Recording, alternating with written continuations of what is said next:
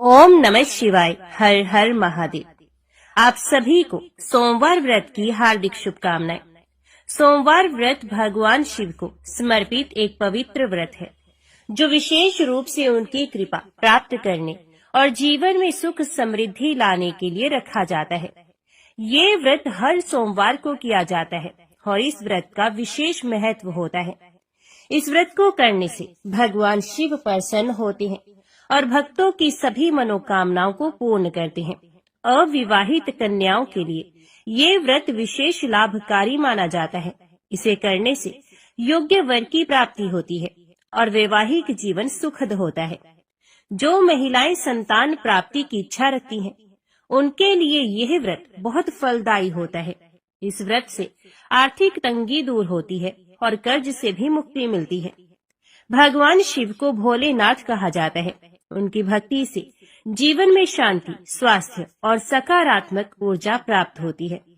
सोमवार व्रत करने से जन्म जन्मांतर के पाप नष्ट होते हैं और व्यक्ति को मोक्ष की प्राप्ति होती है। यदि जीवन में कोई संकट या बाधा आ रही हो, तो सोमवार व्रत करने से सभी समस्याएं समाप्त हो जाती हैं। इस व्रत को करने के लिए प्रातः स्नान कर स्वच्छ वस्त्र धारण करें और व्रत का संकल्प लें। घर या शिव मंदिर में जाकर भगवान शिव का जल, दूध, दही, शहद, बेलपत्र और गंगा जल से अभिषेक करें। ओम नमः शिवाय मंत्र का जाप करें और शिव चालीसा का पाठ करें। दिन भर फलाहार करें और निराहार व्रत भी रखा जाता है। शाम के समय फिर से भगवान शिव की पूजा करें और सोमवार व्रत कथा को पढ़ें अथवा सुनें। शिव आरती करें और प्रसाद वितरण करें। अगले दिन प्रातः किसी ब्राह्मण या जरूरतमंद को भोजन कराकर व्रत का पारण करें। ये व्रत हर सोमवार किया जाता है या फिर 16 सोमवार तक लगातार यह व्रत करने से विशेष फल की प्राप्ति होती है। और श्रावण मास में किए जाने वाले सोमवार व्रत का भी विशेष महत्व होता है। सोमवार व्रत भगवान शिव की कृपा पाने और जीवन में सुख समृद्धि लाने का एक उत्तम साधन है। जो भी श्रद्धालु इसे श्रद्धा और भक्ति के साथ करता है, उसे भगवान शिव का आशीर्वाद प्राप्त होता है और उसके जीवन की सभी परेशानियां दूर हो जाती हैं। अभी सुनिए सोमवार की पौराणिक व्रत कथा। आर्याव्रत में चित्रवर्मा नाम से प्रसिद्ध एक राजा थे। वे दुष्टों को दंड देने के लिए यमराज के समान समझे जाते थे। वे धर्म मर्यादाओं के रक्षक, कुमार्गामी पुरुषों को दंड देकर राह पर लाने वाले, समस्त यज्ञों का अनुष्ठान करने वाले और शरणार्थियों की रक्षा करने में समर्थ थे। भगवान शिव और विष्णु में उनकी बड़ी भक्ति थी। राजा चित्रवर्मा ने अनेक परम पराक्रमी पुत्रों को पाकर अंत में एक सुंदर मुख वाली कन्या प्राप्त की। एक दिन राजा ने जातक के लक्षण जानने वाले श्रेष्ठ ब्राह्मणों को बुलाकर कन्या की जन्म कुंडली के अनुसार भावी फल पूछे। तब उन ब्राह्मणों में से एक बहुज्ञ विद्वान ने कहा, महाराज, यह आपकी कन्या सीमंतनी नाम से प्रसिद्ध होगी। ये उमा भगवती माता की भांति मांगलमयी, दमयंती की भांति परम सुंदरी, सरस्वती के समान सब कलाओं को जानने वाली तथा लक्ष्मी की भांति अत्यंत सद्गुणों से सुशोभित होगी। ये 10,000 वर्षों तक अपने स्वामी के साथ आनंद भोगेगी और 8 पुत्रों को जन्म देकर उत्तम सुख का उपभोग करेगी। तत्पश्चात एक दूसरे ब्राह्मण ने कहा, यह कन्या 14वें वर्ष में विधवा हो जाएगी। ये वज्रघात के समान दारुण वचन सुनकर राजा 2 घड़ी तक चिंता में डूबे रहे। तदंतर सब ब्राह्मणों को विदा करके राजा ने सब कुछ भाग्य के अनुसार ही होता है ऐसा समझकर चिंता छोड़ दी। सीमंतनी धीरे धीरे सयानी हुई। अपनी सखी के मुख से भावी वैधव्य की बात सुनकर उसे बड़ा खेद हुआ। उसने चिंता मगन होकर याज्ञवल्क्य मुनि की पत्नी मैत्रेयी जी से पूछा, माताजी, मैं आपके चरणों की शरण में आई हूँ।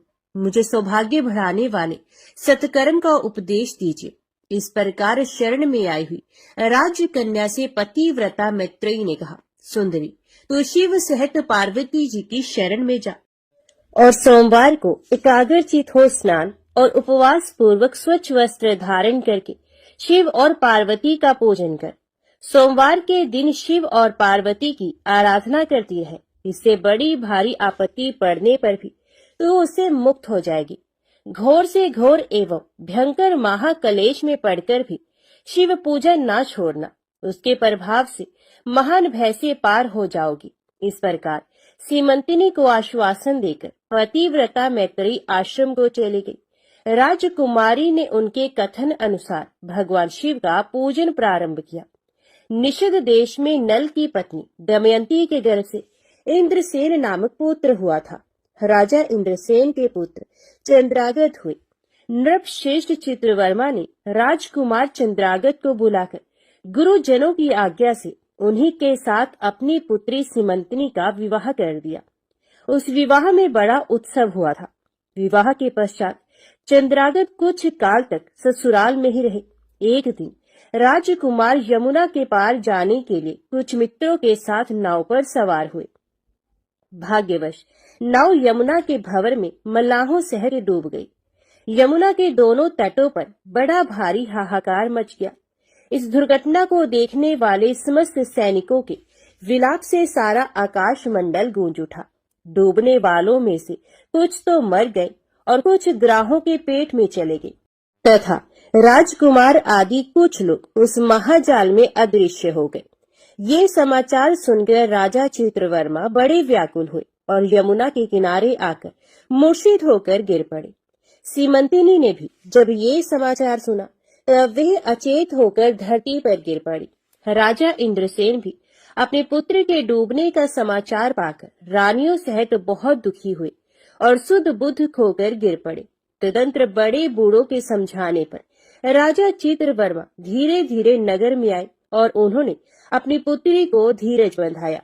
राजा चित्रवर्मा ने जल में डूबे हुए अपने दामाद का औधर देह कृत्य वहां आए हुए उनके बंधु बांधवों से करवाया। पतिव्रता सीमंतिनी ने चीता में बैठकर पतिलोक में जाने का विचार किया, किंतु उसके पिता ने स्नेहवश उसे रोक लिया। तब वे विधवा जीवन व्यतीत करने लगी। मुनि पत्नी मैत्रेयी ने जिस शुभ सोमवार व्रत का उपदेश दिया था, उसे सदाचार परायणा सीमंतिनी ने विधवा होने पर भी नहीं छोड़ा। इस प्रकार 14वें वर्ष की आयु में अत्यंत दारुण दुख पाकर वे भगवान शिव के चरणार विंदों का चिंतन करने लगी। शिव की आराधना करते करते उसके 3 वर्ष व्यतीत हो गए। उधर पुत्र शोक से उन्मत्त हुए राजा इंद्रसेन को बलपूर्वक दबाकर उनके भाइयों ने सारा राज्य छीन लिया और उन्हें पत्नी सहित पकड़कर कारागृह में डाल दिया। इंद्रसेन के पुत्र चंद्रागत यमुना के जल में डूबने पर नीचे नीचे गहराई में उतरने लगे। बहुत नीचे जाने पर उन्होंने नाग वधुओं को जल क्रीड़ा में निमग्न देखा। राजकुमार को देखकर वे भी विस्मित हुए और उन्हें पाताल लोक में ले गए। वहां चंद्रागत ने तक्षक नाग के परम अद्भुत रमणीय नगर में प्रवेश किया और इंद्र भवन के समान मनोहर एक सुंदर महल देखा, जो बड़े बड़े रत्नों की प्रकाशमान किरणों से उद्दीप्त हो रहा था। भगवान सूर्य के समान तेजस्वी तक्षक नाग को सभा भवन में विराजमान देख परम बुद्धिमान राजकुमार ने प्रणाम किया और हाथ जोड़कर खड़े हो गए। तक्षक के तेज से उनके नेत्र चौंधे आ गए। नागराज ने भी मनोरम राजकुमार को देखकर उन नागिनों से पूछा, ये कौन है और कहां से आया है? उन्होंने उत्तर दिया, हमने इसे यमुना जल में देखा है और इसके कुल तथा नाम का परिचय न होने के कारण आपके पास ले आई हैं। तब तक्षक ने राजकुमार से पूछा, तुम किसके पुत्र हो, कौन हो, कौन सा तुम्हारा देश है और यहाँ पर तुम्हारा कैसे आगमन हुआ है? राजपुत्र ने कहा, भूमंडल में निषद नाम से प्रसिद्ध एक देश है। उसके स्वामी राजा नल महायशस्वी हो गए हैं। वे पुण्य श्लोक माने जाते हैं। उनके पुत्र इंद्रसेन हुए और इंद्रसेन का पुत्र मैं हुआ। मेरा नाम चंद्रागत है। मैं अभी नूतन विवाह करके ससुराल में ही टिका था और यमुना जी के जल में विहार करता हुआ दैव की प्रेरणा से डूब गया। ये नाग पत्नियां मुझे आपके पास ले आई हैं। जन्मांतर के उपार्जित पुण्यों के प्रभाव से यहाँ मैंने आपके चरणार विंदों का दर्शन किया है। आज मैं धन्य हूँ। मेरे माता पिता कृतार्थ हो गए, क्योंकि आपने दया करके मेरी ओर देखा और मुझसे वार्तालाप किया है। इस प्रकार अत्यंत मनोहर उदारतापूर्ण वचन सुनकर तक्षक ने कहा, राजकुमार, तुम भय न करो, धैर्य रखो और बताओ, तुम संपूर्ण देवताओं में किसकी पूजा करते हो? राजकुमार ने कहा, जो संपूर्ण देवों में महादेव कहे जाते हैं, उन्हें विश्वात्मा उमापति भगवान शिव की मैं पूजा करता हूँ, जो विधाता के भी विधाता, कारणों के भी कारण और तेजों में सर्वोत्कृष्ट तेज है। वे भगवान शिव मेरी परम गति हैं, जो अत्यंत निकट होकर भी पाप से दूषित चित्त वाले पुरुषों के लिए बहुत दूर है, तथा जिनके तेज की कोई सीमा नहीं, जो अग्नि, भूमि, वायु, जल और आकाश में भी स्थित है। वे विश्वात्मा भगवान सदाशिव हम सबके लिए परम पूजनीय है, जो संपूर्ण भूतों के साक्षी, सबकी आत्मा में स्थित रहने वाले परमेश्वर तथा निरंजन है। संपूर्ण संसार जिनकी इच्छा के अधीन है, मैं उन भगवान शिव की पूजा करता हूँ। ज्ञानी पुरुष जिन्हें एक आदि और पुराण पुरुष कहते हैं, गुणों के भेद से जिनमें भिन्नता की प्रतीति होती है, जिन्हें कोई तो क्षेत्रज्ञ, कोई तुरैय और कोई कूटस्थ कहते हैं, ये भगवान शिव मेरे परम आश्रय है, जो चैतन्यमय अचिंत्य तत्व है, जिनके तेज का कहीं अंत नहीं। श्रुति के नेति नेति वचनों से तद्भिन्न समस्त वस्तुओं का बाध करके जिनके स्वरूप का निश्चय किया गया है, तथा आत्मज्ञानी पुरुषों के भी मन और वाणी की वृत्तियां जिनका स्पर्श नहीं कर पाती हैं, वे ही ये भगवान शिव मेरे परम पूजनीय है। जिनका प्रसाद पाकर साधु पुरुष अत्यंत उज्जवल इंद्रपद की भी अभिलाषा नहीं रखते, तथा कर्मों की अर्गला और काल चक्र को लांघकर निर्भय होकर विचरते हैं, वे भगवान शिव मेरी परम गति है। जिनकी स्मृति चांडाल की योनि में जन्म पाने वाले मनुष्यों के भी समस्त पाप रूपी रोगों का नाश करती है, तथा जिनका संपूर्ण रूप श्रुतियों के लिए भी ढूंढने योग्य है, उन्हीं भगवान शिव के उद्देश्य से मैं सदैव पूजा करता हूँ। देव नदी गंगा जिनके मस्तक पर स्थान पाकर सुशोभित होती है, भगवती जगदम्बिका जिनके अर्धांग में निवास करती है, तक्षक और वासुकी दोनों नागराज जिनके कानों के कुंडल हैं, वे चंद्रशेखर भगवान शिव मेरे परमाश्रय हैं।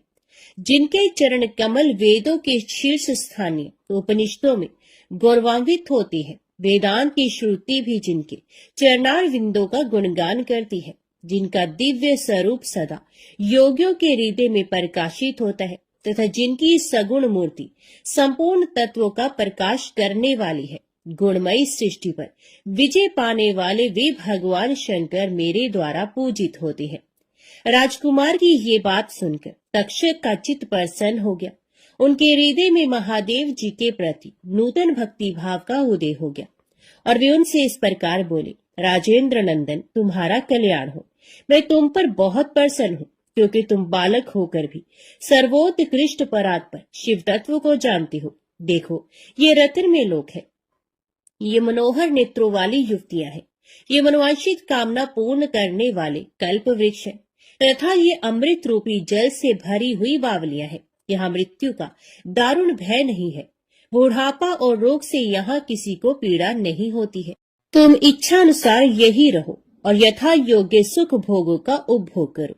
नागराज के ऐसा कहने पर राजकुमार हाथ जोड़कर बोले, नागराज, मैंने समय पर विवाह किया है। मेरी पत्नी उत्तम व्रत का पालन करने वाली और शिव पूजा परायणा है, और मैं अपने माता पिता का इकलौता पुत्र हूँ।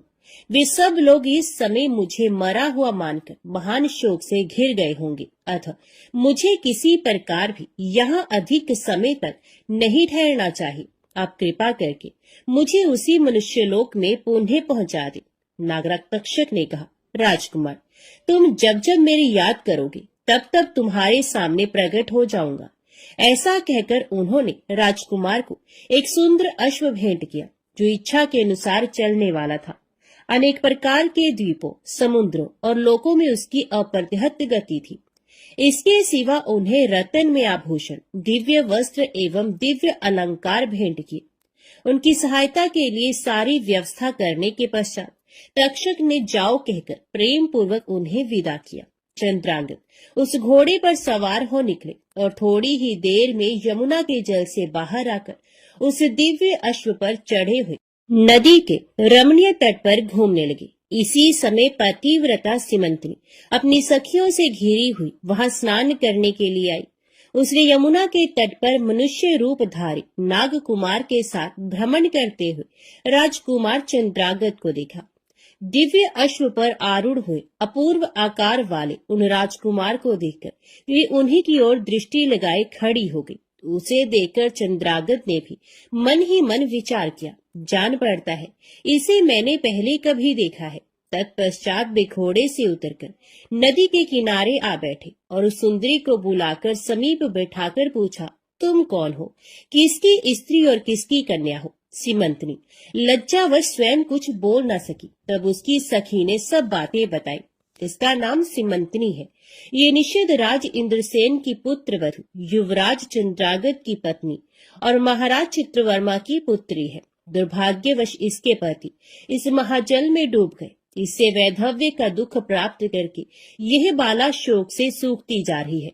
अत्यंत प्रबल शोक में ही इसने 3 वर्ष व्यतीत किए हैं। आज सोमवार है, इसलिए यहाँ यमुना जी के स्नान करने के लिए आई है। इसके ससुर का राज्य भी शत्रु ने छीन लिया है, बलपूर्वक उस पर अधिकार जमा लिया है और वे महाराज अपनी पत्नी के साथ उनकी कैद में पड़े हैं। ये सब होने पर भी ये निर्मल अंतकरण वाली सदाचार परायणा राजकुमारी प्रति सोमवार को अत्यंत भक्ति भाव के साथ पार्वती सहित महादेव जी की पूजा करती है। उत्तम व्रत का पालन करने वाली सीमंतनी ने अपनी सखी के मुख से सब बातें कहलवाकर स्वयं भी राजकुमार से पूछा, आप कौन हैं? आपके पार्श्ववर्ती ये दोनों पुरुष कौन है? आपने मेरे वृत्तांत को एक स्नेही की भांति क्यों पूछा है? महाबाहो, मुझे ऐसा जान पड़ता है कि पहले मैंने आपको कहीं देखा है। आप मुझे स्वजन की भांति प्रतीत होते हैं। इतना कहकर राजकुमारी सीमंतनी नेत्रों से आंसू की धारा बहाती हुई बहुत देर तक फूट फूट कर रोती रही और मूर्छित होकर पृथ्वी पर गिर पड़ी।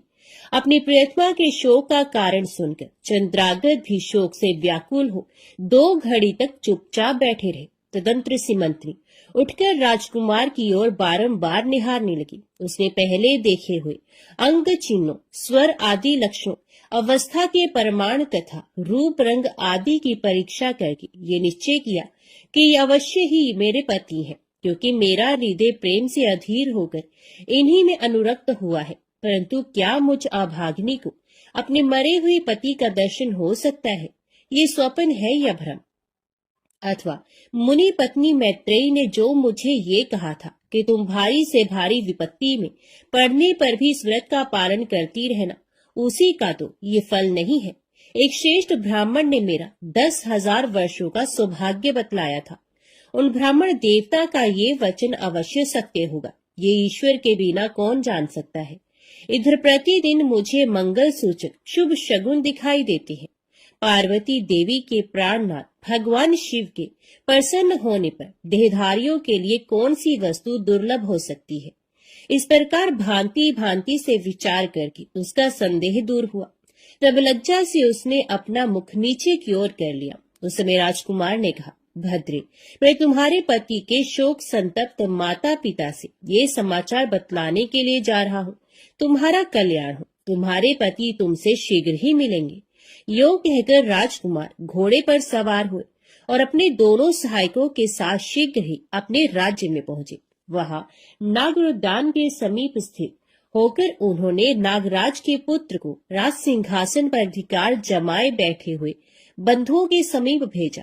नागकुमार ने शीघ्र जाकर उन सब से कहा, तुम सब लोग महाराज इंद्रसेन को अविलंब कारागृह से मुक्त करो और सिंहासन छोड़कर हट जाओ।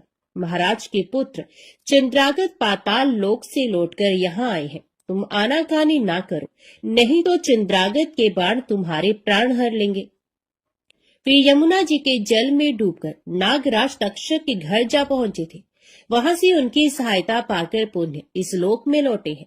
नागकुमार की कही हुई ये सारी बातें सुनकर शत्रुओं ने भी बहुत अच्छा कहकर उनकी आज्ञा स्वीकार की और महाराज इंद्रसेन को उनके खोए हुए पुत्र के पुनः लौट आने का समाचार बताकर उनका सिंहासन उन्हें लौटा दिया। महाराज को प्रसन्न करके भी वे लोग भयभीत बने रहे मेरा पुत्र आ रहा है। ये बात सुनकर राजा प्रेम के आंसू बहाते हुए आनंद में डूब गए।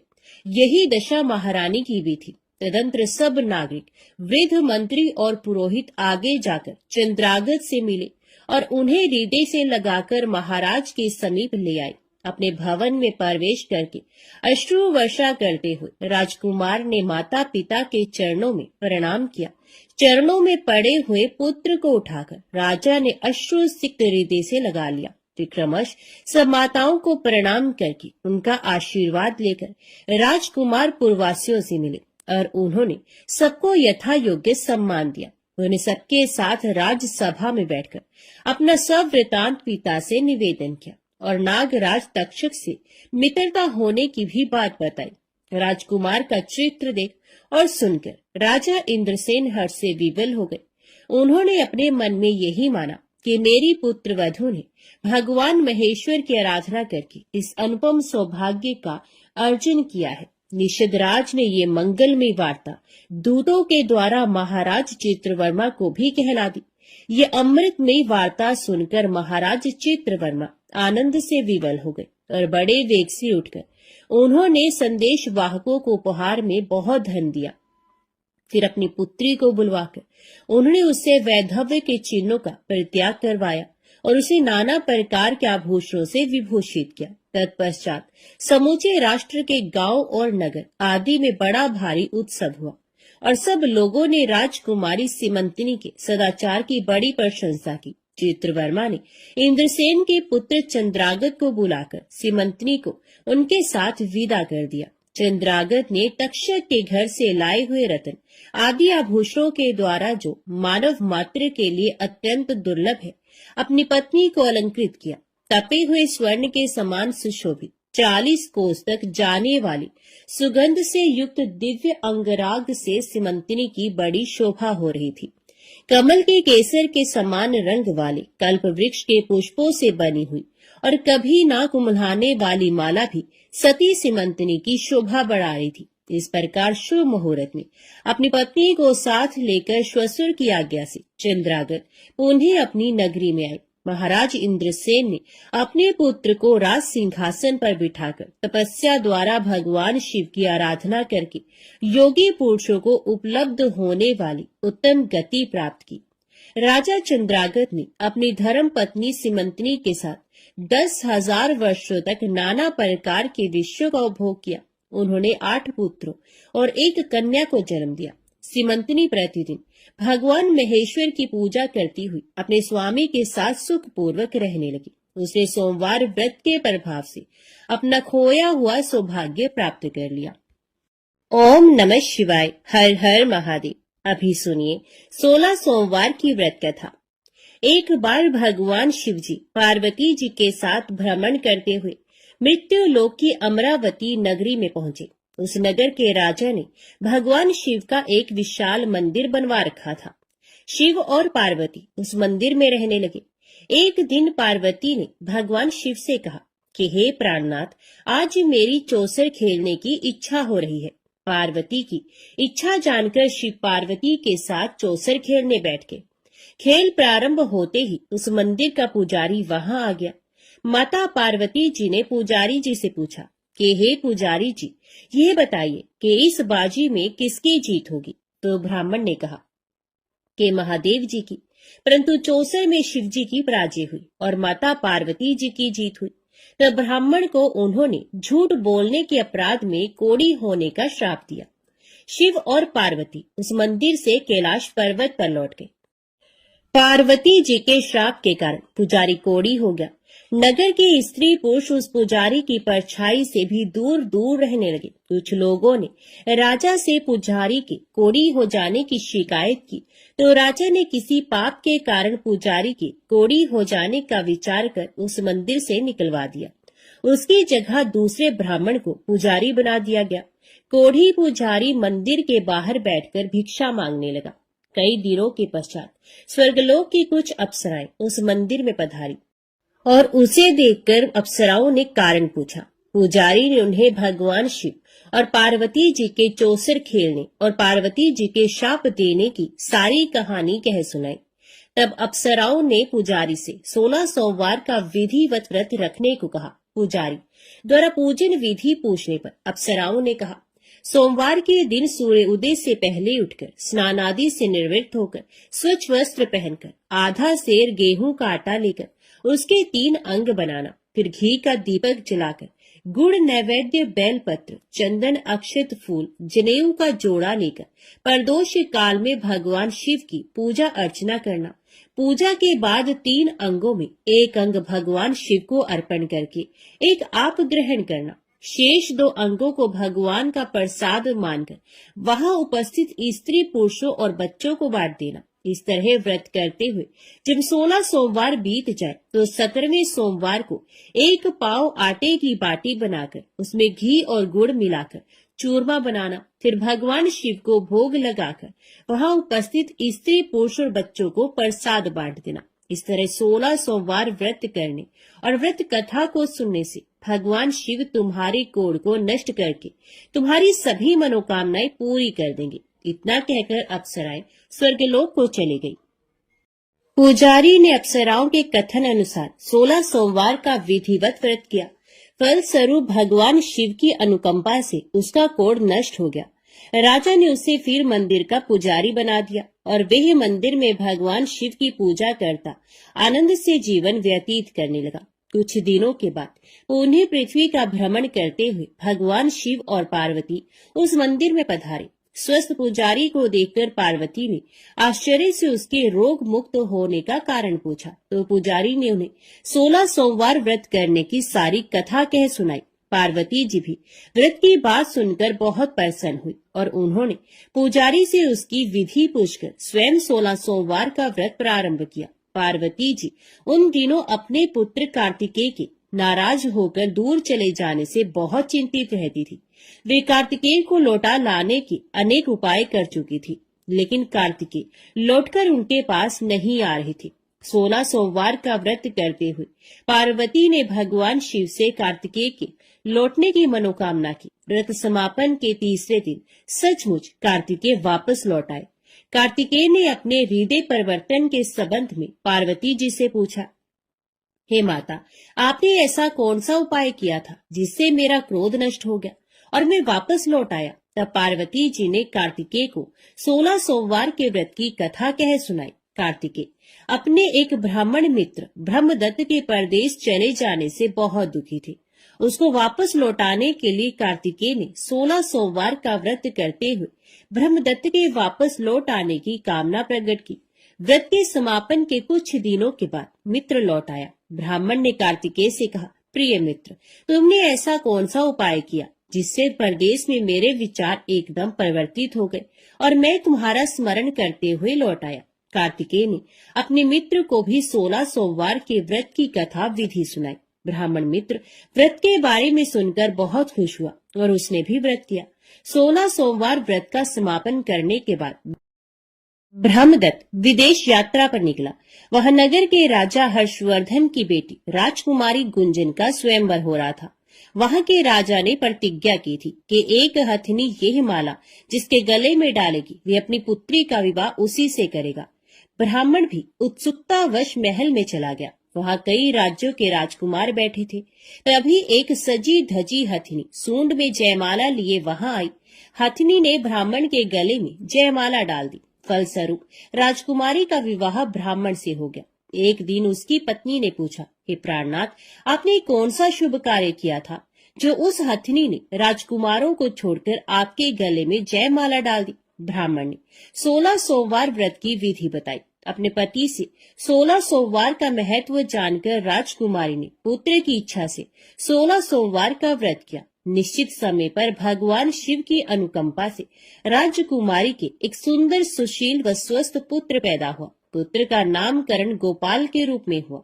बड़ा होने पर पुत्र गोपाल ने भी माँ से एक दिन प्रश्न किया कि मैंने तुम्हारे ही घर में जन्म लिया, इसका क्या कारण है? माता गुंजन ने पुत्र को 16 सोमवार व्रत की जानकारी दी। व्रत का महत्व जानकर गोपाल ने भी व्रत करने का संकल्प किया। गोपाल जब 16 वर्ष का हुआ तो उसने राज्य पाने की इच्छा से 16 सोमवार का विधिवत व्रत किया। व्रत समापन के बाद गोपाल घूमने के लिए समीप के नगर में गया। वहां के वृद्ध राजा ने गोपाल को पसंद किया और बहुत धूमधाम से अपनी पुत्री राजकुमारी मंगला का विवाह गोपाल के साथ कर दिया। 16 सोमवार के व्रत करने से गोपाल महल में पहुंचकर आनंद से रहने लगा। 2 वर्ष बाद वृद्ध राजा का निधन हो गया तो गोपाल को उस नगर का राजा बना दिया गया। इस तरह 16 सोमवार व्रत करने से गोपाल की राज्य पाने की इच्छा पूर्ण हुई। राजा बनने के बाद भी वे विधिवत 16 सोमवार का व्रत करता रहा। व्रत के समापन पर 17वें सोमवार को गोपाल ने अपनी पत्नी मंगला से कहा कि व्रत की सारी सामग्री लेकर वे समीप के शिव मंदिर में पहुंचे। पति की आज्ञा का उल्लंघन करके सेवकों द्वारा पूजा की सामग्री मंदिर में भेज दी, स्वयं मंदिर नहीं गई। जब राजा ने भगवान शिव की पूजा पूरी की तो आकाशवाणी हुई, हे राजन, तेरी रानी ने 16 सोमवार व्रत का अनादर किया है, सो रानी को महल से निकाल दे, नहीं तो तेरा सब वैभव नष्ट हो जाएगा। आकाशवाणी सुनकर उसने तुरंत महल में पहुंचकर अपने सैनिकों को आदेश दिया कि रानी को दूर किसी नगर में छोड़ाओ। सैनिकों ने राजा की आज्ञा का पालन करते हुए उसे तत्काल घर से निकाल दिया। रानी भूखी प्यासी उस नगर में भटकने लगी। रानी को उस नगर में एक बुढ़िया मिली। ये बुढ़िया सूत काट कर बाजार बेचने जा रही थी, लेकिन इस बुढ़िया से सूत उठ नहीं रहा था। बुढ़िया ने रानी से कहा, बेटी, यदि तुम मेरा सूत उठाकर बाजार तक पहुंचा दो और सूत बेचने में मेरी मदद करो तो मैं तुम्हें धन दूंगी। रानी ने बुढ़िया की बात मान ली, लेकिन जैसे ही रानी ने सूत की गठरी को हाथ लगाया तभी जोर की आंधी चली और गठरी खुल जाने से सारा सूत आंधी में उड़ गया। बुढ़िया ने उसे फटकार कर भगा दिया। रानी चलते चलते नगर में एक तेली के घर पहुंची। उस तेली ने तरस खाकर रानी को घर में रहने के लिए कह दिया, लेकिन तभी भगवान शिव के प्रकोप से तेली के तेल से भरे मटके एक एक करके फूटने लगे। तेली ने भी भगा दिया। भूख प्यास से व्याकुल रानी वहां से आगे गई और चल पड़ी। रानी ने एक नदी पर जल पीकर अपनी प्यास शांत करनी चाही तो नदी का जल उसके स्पर्श से सूख गया। अपने भाग्य को कोसती हुई रानी आगे चल दी। चलते चलते रानी एक जंगल में पहुंची। उस जंगल में एक तालाब था, उसमें निर्मल जल भरा हुआ था। निर्मल जल देखकर रानी की प्यास तेज हो गई, जल पीने लगी। रानी ने तालाब की सीढ़ियां उतरकर जैसे ही जल को स्पर्श किया तभी उस जल में असंख्य कीड़े उत्पन्न हो गए। रानी ने दुखी होकर उस गंदे जल को पीकर अपनी प्यास शांत की। रानी ने एक पेड़ की छाया में बैठकर कुछ देर आराम करना चाहा तो उस पेड़ के पत्ते पल भर में सूखकर बिखर गए। रानी दूसरे पेड़ के नीचे जाकर बैठी। जिस पेड़ के नीचे बैठती वही सूख जाता। वन और सरोवर की ये दशा देखकर वहां के गवाले बहुत हैरान हुए। गवाले रानी को समीप के मंदिर में पुजारी जी के पास ले गए। रानी के चेहरे को देखकर ही पुजारी जान गए कि रानी अवश्य किसी बड़े घर की है, भाग्य के कारण दर दर भटक रही है। पुजारी ने रानी से कहा, पुत्री, तुम कोई चिंता नहीं करो, मेरे साथ इस मंदिर में रहो, कुछ ही दिनों में सब ठीक हो जाएगा। पुजारी की बातों से रानी को बहुत सांत्वना मिली। रानी उस मंदिर में रहने लगी। रानी भोजन बनाती तो सब्जी जल जाती, आटे में कीड़े पड़ जाते, जल से बदबू आने लगती। पुजारी भी रानी के दुर्भाग्य से बहुत चिंतित होते हुए बोली, हे पुत्री, अवश्य ही तुझसे कोई अनुचित काम हुआ है जिसके कारण देवता तुझसे नाराज है और उनकी नाराजगी के कारण ही तुम्हारी ये दशा हुई है। पुजारी की बात सुनकर रानी ने अपने पति के आदेश पर मंदिर में ना जाकर शिव की पूजा नहीं करने की सारी कथा कह सुनाई। तो पुजारी ने कहा, अब तुम कोई चिंता मत करो, कल सोमवार है और कल से तुम 16 सोमवार के व्रत करना शुरू कर दो। भगवान शिव अवश्य तुम्हारे दोषों को क्षमा कर देंगे। पुजारी की बात मानकर रानी ने 16 सोमवार के व्रत प्रारंभ कर दिए। रानी सोमवार का व्रत करके शिव की विधिवत पूजा अर्चना की और व्रत कथा सुनने लगी। जब रानी ने 17वें सोमवार को विधिवत व्रत का समापन किया तो उधर उसके पति राजा के मन में रानी की याद आई। राजा ने तुरंत अपने सैनिकों को रानी को ढूंढकर लाने के लिए भेजा। रानी को ढूंढते हुए सैनिक मंदिर में पहुंचे और रानी से लौटकर चलने के लिए कहा। पुजारी ने सैनिकों से मना कर दिया और सैनिक निराश होकर लौट गए। उन्होंने लौटकर राजा को सारी बात बताई। राजा स्वयं उस मंदिर में पुजारी के पास पहुंचे और रानी को महल से निकाल देने के कारण पुजारी जी से क्षमा मांगी। पुजारी जी ने राजा से कहा ये सब भगवान शिव के प्रकोप के कारण हुआ है। इतना कहकर रानी को विदा किया। राजा के साथ रानी महल में पहुंची। महल में बहुत खुशियां मनाई गई। पूरे नगर को सजाया गया। राजा ने ब्राह्मणों को अन्न, वस्त्र और धन का दान किया। नगर में निर्धनों को वस्त्र बांटे गए। रानी 16 सोमवार का व्रत करते हुए महल में आनंद पूर्वक रहने लगी। भगवान शिव की अनुकंपा से उसके जीवन में सुख ही सुख भर गए। 16 सोमवार के व्रत करने और कथा सुनने से मनुष्य की सभी मनोकामनाएं पूर्ण होती हैं और जीवन में किसी तरह की कमी नहीं होती है। स्त्री पुरुष आनंद पूर्वक जीवन यापन करते हुए मोक्ष को प्राप्त होती है। ओम नमः शिवाय। हर हर महादेव। अभी सुनिए शिव चालीसा पाठ। श्री गणेश गिरजा सुवन, मंगल मूल सुजान, कहत अयोध्या दास तुम, देहु अभय वरदान। जय गिरजापति दीन दयाला, सदा करत संतन प्रतिपाला। भाल चंद्रमा सोहत नीके, कानन कुंडल नाग फनीके। अंग गौर शिरगंग बहाय, मुंड माल तन छारे लगाए। वस्त्र खाल बागंबर सोहे, छवि को देख नाग मुनि मोहे। मैना मातु की होए दुलारी, बाम अंग सोहत शव न्यारी। कर त्रिशूल सोहत शव भारी, करत सदा शत्रुन शयकारी। नंदी गणेश सोहे तहि कैसे, सागर मध्य कमल है जैसे। कार्तिक श्याम और गणराव, या छवि को कह जाते न गाओ। देवन जभी जाए पुकारा, तभी दुख प्रभु आप निवारा। किया उपद्रव तारक भारी, देवन सब मिल तुम्हें जुहारी। तुरत षडानन आप पठायो, लव निमेष में मार गिरायो। आप जलंधर असुर संहारा, सुयश तुम्हार विदित संसारा। त्रिपुरा सुरसन युद्ध मचाई, सबही कृपा कर लीन बचाई। किया तपही भागीरथ भारी, पूर्व प्रतिज्ञा तसु पुरारी। दानिन मह तुम सम को नाही, सेवक स्तुति करत सदाहि। वेद नाम महिमा तव गाय, अकथ अनाद भेद नहीं पाए। प्रगट उधत मंथन तेज ज्वाला, जरे सुरासुर भय विहाला। किन्हीं दया तहि करी सहाय, नीलकंठ तब नाम कहाय। पूजन रामचंद्र जब कीन्हा, जीत के लंक विभीषण दीन्हा। सहस कमल में हो रहे धारी, किन्हीं परीक्षा तभी पुरारी। एक कमल प्रभु राखे जोई, कमल न्यून पूजन चह सोई। कठिन भक्ति देखी प्रभु शंकर, भय प्रसन्न दिए इच्छत वर। जय जय जय अनंत अविनाशी, करत कृपा सबके घटवासी। दुष्ट सकल नित मोह सतावे, भ्रमत रहे मोह चैन न आवे। त्राही त्राही मैं नाथ पुकारू, यह अवसर मोह आन उबारो। लै त्रिशूल शत्रुन को मारो, संकट से मोह आन उबारो। माता पिता भ्राता सब कोई, संकट में पूछत नहीं कोई। स्वामी एक है आस तुम्हारी, आय हरो अब संकट भारी।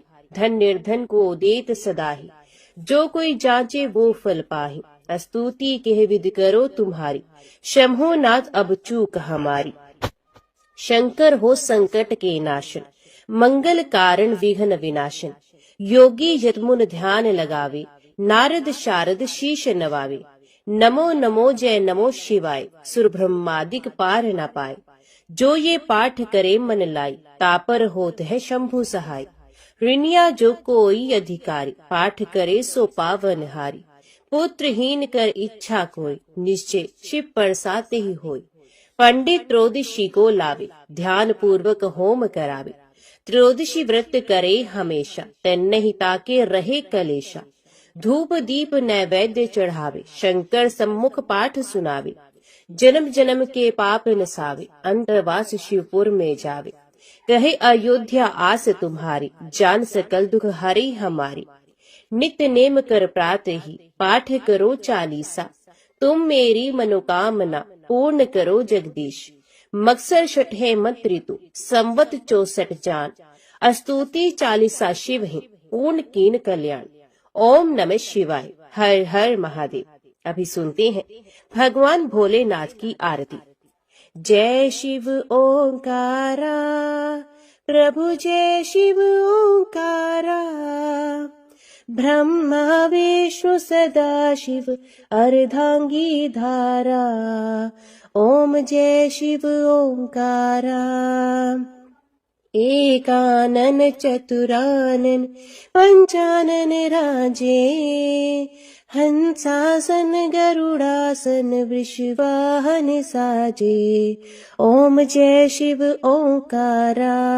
दो भुज चार चतुर्भुज, 10 भुज अति सोहे, त्रिगुण रूप निरखता त्रिभुवन जन मोहे। ओम जय शिव ओंकारा। अक्षमाला बनमाला रुंडमाला धारी, चंदन मृग मद सोहे भाले शशिधारी। ओम जय शिव ओंकारा। श्वेतांबर पीतांबर बाघांबर हंगे, सनकादिक गरुणादिक भूतादिक संगे। ओम जय शिव ओंकारा। करके मध्य कमंडलू चक्र त्रिशूल धरता, जग करता जग भरता जग संहार करता। ओम जय शिव ओंकारा। ब्रह्मा विष्णु सदाशिव जानत अविवेका, प्रणवाक्षर मध्य ये तीनों एका। ओम जय शिव ओंकारा। काशी में विश्वनाथ विराजते नंदी ब्रह्मचारी, नित उठ भोग लगावत महिमा अति भारी। ओम जय शिव ओंकारा। त्रिगुण शिव जी की आरती जो कोई नर गावे, कहत शिवानंद स्वामी मन वांछित फल पावे। ओम जय शिव ओंकारा। ओम जय शिव ओंकारा। स्वामी हरि शिव ओंकारा। ब्रह्मा विष्णु सदाशिव अर्धांगी धारा। ओम जय शिव ओंकारा। ओम नमः शिवाय। हर हर महादेव।